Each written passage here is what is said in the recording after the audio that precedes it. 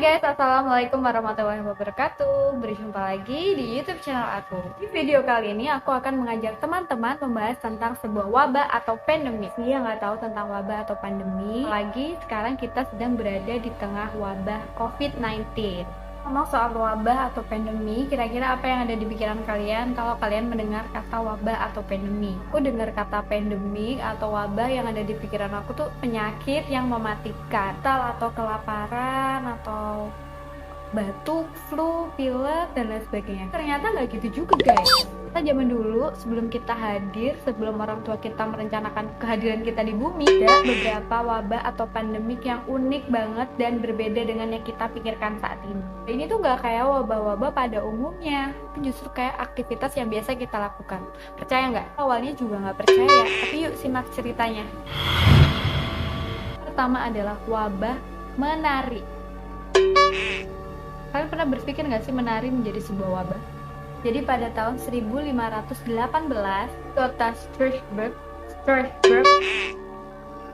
sebuah wabah menari yang disebut dengan wabah choreomania atau wabah choreomania.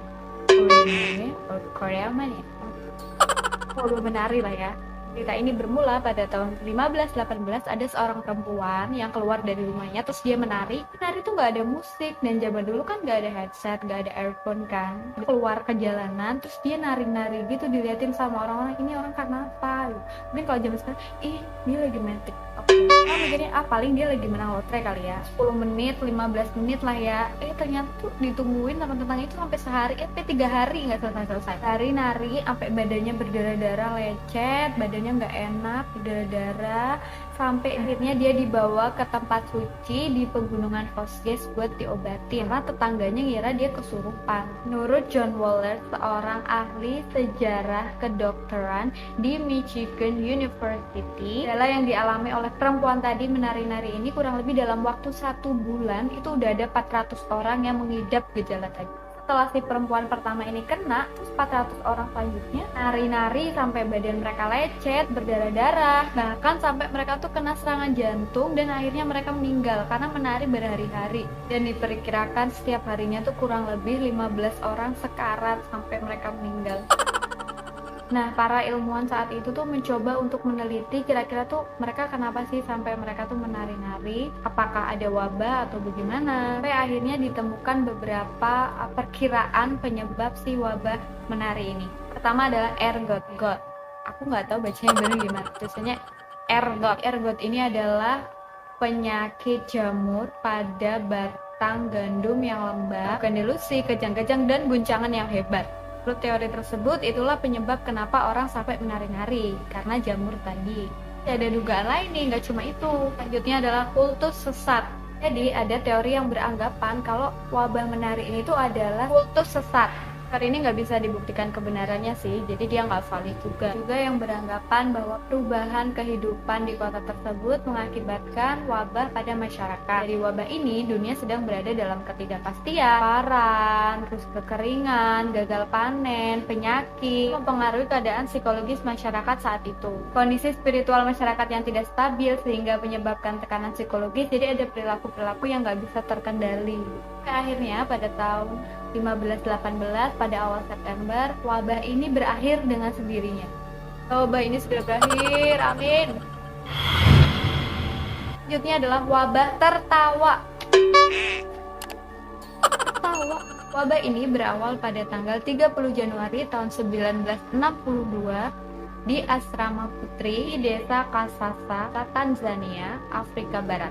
Awalnya tuh si anak-anak perempuan tuh lagi pada ngobrol, ya biasa, ngobrol-ngobrol biasa, terus ketawa, bercanda, sampai tiba-tiba ada seorang anak ngakak parah, nggak terkendali.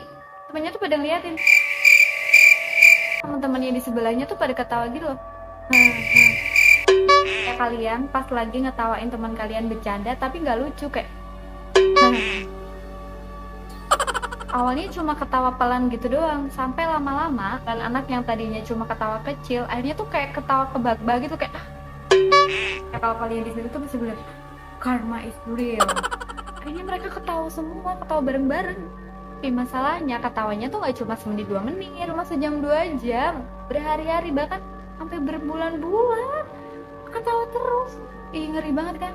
Kalian tau nggak, 60% siswi yang ada di asrama itu terserang wabah ini. 60% tuh ketawa semua. Bayangin deh, 60% orang di sekolah itu ketawa semua. 60% teman kamu ketawa semua satu sekolah, cuma kamu yang diem. Kayak jomblo gak sih? Penyakit ini hanya menyerang perempuan yang berusia 12-18 tahun. Jadi yang terserang cuma perempuan. Kenapa sih nggak cowok aja? Siswa di sekolah itu kan ada 150 siswa. Yang terkena wabah ini ada 95. 65% ketawa semua. Dan sampai berhari-hari nggak sembuh-sembuh. Sampai akhirnya pada tanggal 18 Maret tahun 1962 sekolah itu ditutup dan muridnya dipulangkan. Bayangin aja kalian ngajar muridnya pada ketawa sendiri. Jadi kayak dibawa pulang ke rumah tuh malah nggak sembuh juga. Jadi ketawanya tuh malah nular ke orang tua, nular ke tetangga. Ini nggak cuma satu keluarga yang ketawa, sedesa menular ke desa tetangga.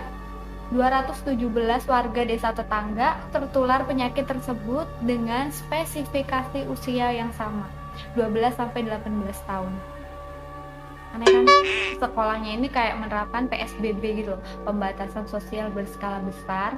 Sekolahnya diliburin, terus mau masuk lagi pada bulan Mei, ya belum sembuh, masih pada ketawa-ketawa. Makanya ya yaudah akhirnya udah ditutup aja dulu sekolahnya karena masih pada ketawa-ketawa sendiri. Parahnya ketawanya dibawa pulang nih, nularin ke desa, terus ternyata nular juga ke sekolah lain, ketularan juga 98 siswa, sampai ke 14 sekolah semua tutup nih, bener-bener PSBB. Akhirnya para ahlinya turun tangan, ini jangan-jangan gara-gara apa ya, ini harus diteliti, gara-gara makanannya nih. Ternyata tapi di makanannya tuh nggak ada zat yang menyebabkan mereka ketawa. Sampai si penderita yang mengalami ketawa tadi tuh sampai dicek secara medis tuh juga nggak ada tanda-tanda medis. Kira-kira sekitar 18 bulan, akhirnya wabahnya hilang sendiri.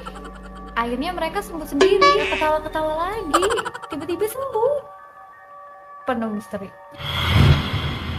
Ini adalah wabah penyakit tidur. Penyakit tidur ini pertama kali muncul di Afrika. Afrika ini wabah ini diperkirakan hanya nggak cuma sehari dua hari, bahkan berabad-abad. Catatan pertama ini tuh diungkap Oldun, seorang penjelajah Arab, ungkap catatan ini. Awalnya kepala suku di Afrika tuh tidur lama banget nggak bangun-bangun. Dicek kan, dikira meninggal, tapi nggak meninggal. Lanjut nantinya tuh masih ada, tapi tidurnya tuh lama banget nggak bangun-bangun. Nggak, dia tidurnya berapa lama? 2 tahun dia tidurnya, sampai akhirnya dia meninggal. Kepala suku ini diduga meninggal karena kelaparan. Kelaparan hebat yang menyebabkan kelesuan yang sangat hebat. Karena kelaparan dan kelesuan yang hebat ini mengganggu sistem susunan syaraf, nggak menyebabkan kematian. Penyakit ini bukan masalah besar di Eropa. Karena terus melebar, akhirnya jadi masalah besar di Eropa. Akhirnya pemerintah Inggris mengirim ilmuwan untuk meneliti penyakit ini, dan ditemukan ternyata akhirnya penyakit ini tuh ternyata disebabkan oleh parasit. Ditemuin deh obatnya sama perusahaan Jerman. Akhirnya masalah ini selesai. Guys, aku udah dicari mama aku disuruh bikin kue. Gitu aja video dari aku. Ketemu di video selanjutnya. Jangan lupa like, comment, dan subscribe. Bye.